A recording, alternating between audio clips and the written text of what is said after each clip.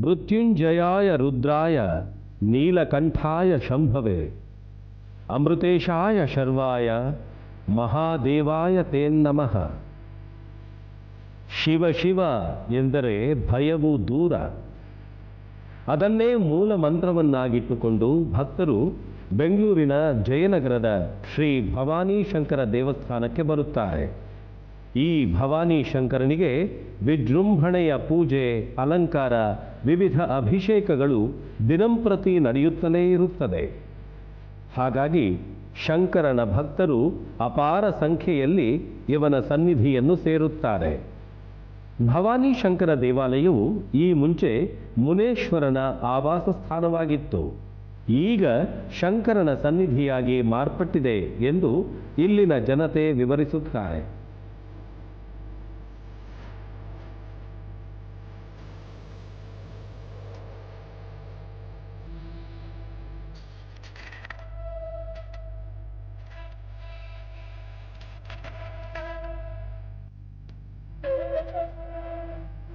ಶಂಕರನನ್ನು ನಂಬಿದರೆ ಯಾವ ಕಷ್ಟ ಕಾರ್ಪಣ್ಯಗಳೂ ಇರುವುದಿಲ್ಲ ಎನ್ನುವುದು ಇಲ್ಲಿಗೆ ಬರುವ ಭಕ್ತರ ನಂಬಿಕೆ.